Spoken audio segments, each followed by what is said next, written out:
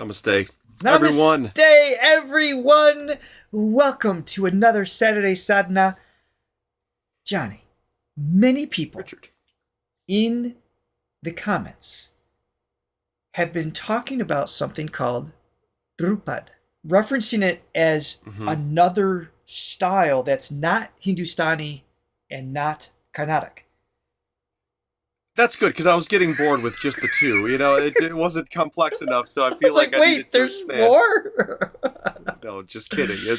We've had more than we can handle with the two styles, but always open to see what else is out there. So Let's throw in a third, absolutely. And what better way to be introduced to it than from Anuja K, one of our favorite teachers. Yes. And I got some side notes too, if we need them. But I'm thinking we jump in and start learning about this new style. Yes, no time to waste. But before we do, please, if you'd be so kind, hit the like and subscribe button and ring the bell so you always know what Indian content we're coming out with next. No time to waste, but please waste your time by clicking the like and the subscribe button. No time to waste, but please. All right, here we go. Please do that. Okay.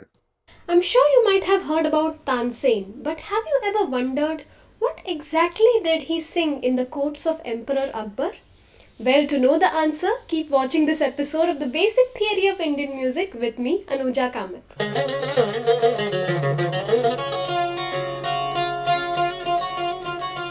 I do have a note right away from Tansen.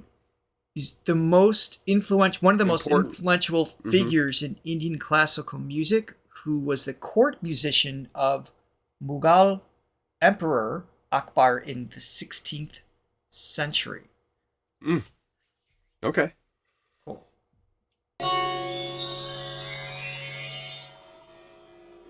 Indian classical music has a very ancient tradition to it, and there have been many forms of singing and playing the instruments which have been a part of this tradition. But with time, unfortunately, many of these forms have become extinct. The oldest known form which is sung and is played today is none other than Dhrupad. In this episode, I will be talking about the form of Dhrupad, and for that, let us first know about the history of Dhrupad. The exact time of origin of Dhrupad is unclear. However, it is believed that Dhrupad started gaining ground in the 14th century CE. Before the forms of Dhrupad, the form of Prabandh was in vogue. We do not know how exactly the Prabandh were performed, as we do not have audio records of those times. But a lot is known about the Prabandh through written records. Sharangdev, in the 4th chapter, Prabandhadhyay of his book Sangeet Ratnakar, has mentioned 260 types of Prabandh with their variations. Okay. One of the many Prabandh was Salagasud Prabandh, from which the Dhrupad is said to have emerged. In the 15th century CE, Raja Man Singh Tomar promoted the development of Dhrupad, and this is when Dhrupad started gaining popularity. Credit is also given to Swami Haridas, who created Vishnupadas or Dhrupads dedicated to Lord Krishna. Okay. The disciple of Swami Haridas was none other than Tansen. Tansen got Dhrupad to the Mughal courts and is credited to have started the Gohar tradition of Dhrupad. 3 other styles or banis of performing Dhrupad emerged. Raja Samo Khan Singh started the Kandahar Bani, Rajput Shri Chand started the Nohar Bani, and Brij Chand created the Dagur Bani. I have a note on this as well. By the way, Dinkar reached out a couple months ago, and Johnny and I met with him, and he's just been so helpful. I just want to give a quick shout out of appreciation to him because he's been available on WhatsApp to us 24/7. Like middle of the night, middle of the work. He's like, hold on, I'm with the client and working. I'm like, no, go do that. But he's eager to help us. And he's not a professional musician, but he's passionate about Indian classical music, and he's quick to help us out with some pronunciations and information. So lots of love to you, Dinkar. Thank you. Absolutely. Thank you. So here he wrote the Bani, it means style. So when referring to this right here, it's referring to the different style taking place. So that makes all the world difference. When you use a different word to mean something, it's such a slow process for it to absorb everything that's happening. So right. That may be obvious to everybody else watching, but like, oh, style, okay. Yeah, no, that helps because we have that extra barrier with understanding. Obviously this music is hard enough to understand in and of itself, Yes. but to have the cultural barrier too, like to not know what things mean. Yeah. So that helps greatly. Today, gharanas of Dhrupad have emerged which are influenced by one or more banis. For example, the Darbhanga Gharana is influenced by Gauhar and Khandahar Bani. The Talwandi Gharana of Pakistan has major influence of Khandahar Bani. The Betia Gharana of Bihar has emerged from Khandahar and Nohar Bani, while the most popular Gharana of Dhrupad, that is Dagar Gharana, is influenced by Dagur Bani. Gharanas lineage. Okay, yep. Okay. Now that we've known the history of Dhrupad, let us move on to understand what exactly Dhrupad consists of, or the characteristics of Dhrupad. Dhrupad is a form of presenting a rag. So it is a way of expressing the rag. The Dhrupad which was presented during the Mughal times is not very similar to the Dhrupad presented today. That is because with time, every form evolves. So what is it that you will witness, or what is it that you should expect out of a Dhrupad concert when you attend it today? The first characteristic which I think is important when it comes to Dhrupad is the kind of alap that they take. The alap of Dhrupad is very long and it goes on to about 1 hour. The alap is taken with the syllables nom, tom, and it has 3 sections to it. The alapi has 3 sections to it.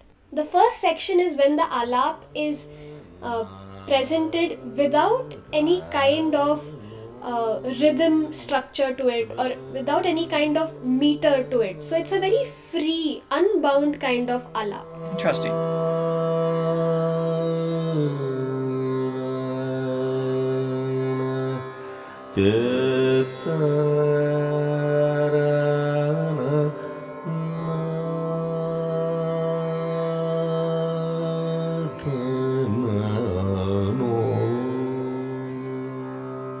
More held out notes. Then comes the second section, which in instrumental terms is called as the jor. In this second section, the tempo increases a little and meter or rhythm comes in.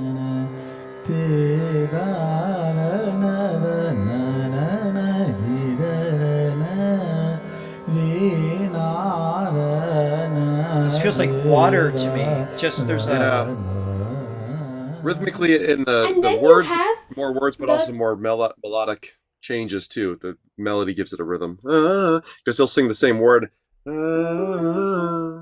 That's all one word, but it's still that because it's moving note wise. It gives that sense of rhythmic. And I have a note here. So the nantam is actually it's doing it all up, taking support of letters abstract without any lyrics. So I think it's playing with the formant, the vowel shape. So I don't know that it's an actual meaning or connotation taking place in terms of lyrics so much as it is flow.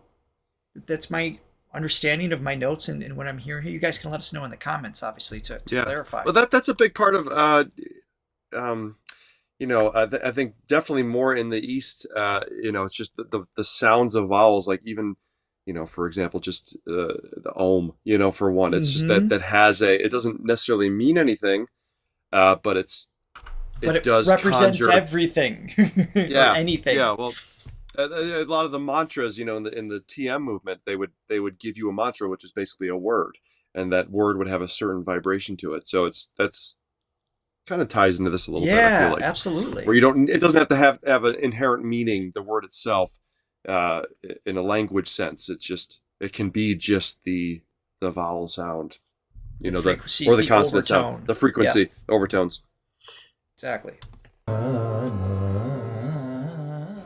And then you have the third and the last phase of the alap, which is called as the jhala. You have upbeat rhythm in which the performer performs the alap.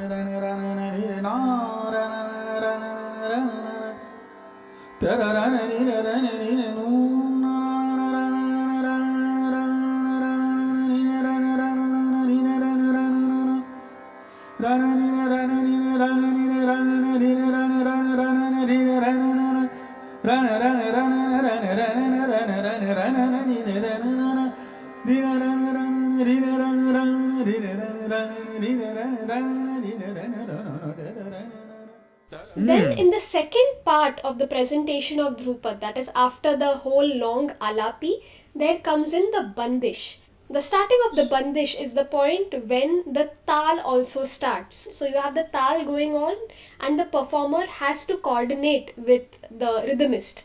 When it comes to Dhrupad, the bandish has 4 parts to it: sthai or asthai, antara, sanchari and abhog. The third characteristic of Dhrupad is very striking. Dhrupad is a form which focuses on bass.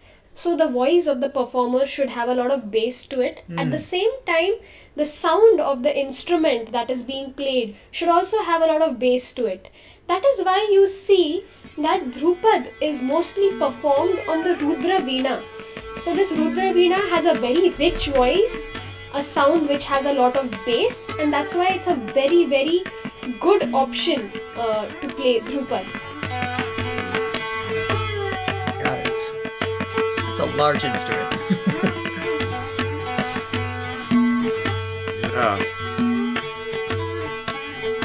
A comment on bass for vocalists watching or just curious what bass means. It's actually, there's two components to that. It's not just a low frequency.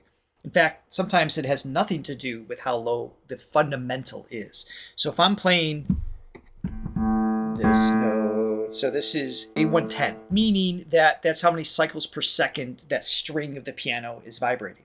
So that's the fundamental frequency. When we're singing that, our vocal folds are matching that speed. Mm-hmm. But the bass, frequency-wise, has to do with the resonant space.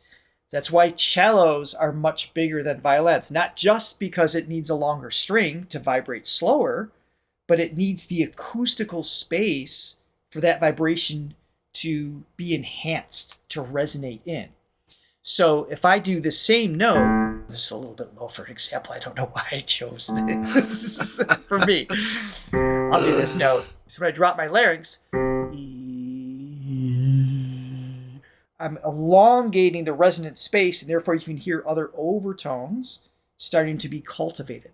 So the bass has to do with the resonant frequency availability in the instrument, typically larger, not just the actual pitch itself. Right.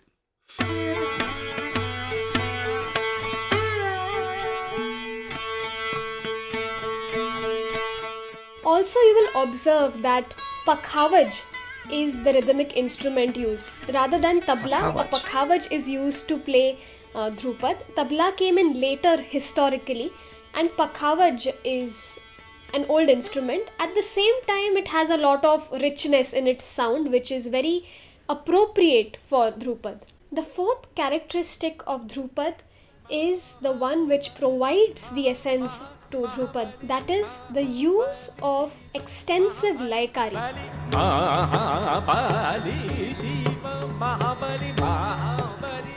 So the instrument, the percussive instrument on the far left here is the, what is it, bakalaj? I already forgot how to say it. I think that's the same instrument we saw last week with the violinist. Because I thought it was a Carnatic percussive instrument. You guys let us know in the comments. Thank you for that. It actually was this instrument that was being played in a Hindustani piece. You can definitely hear a different sound coming out, a different sort of rhythmic It's it's subtle. I think to the naked ear, one just that doesn't know any better would be like, oh, it's all this. It sounds similar, but it's like now that we're getting more attuned to it, it's like there's distinct differences for sure. This feels more meditative to me so far. For me, melodically, it kind of it hits the same notes. Like some of the phrases are more it's the same note like in more often. Then it changes, but so it's a little bit more of that. It's got a little bit more of a rhythmic quality to it. From the second movement on. Obviously, the first movement's a little more freeform. But yeah, it does have its own flavor to it. Absolutely. Especially if you're not singing actual words, if that's the case, and even that is, has a different phonetic flow within the melody. A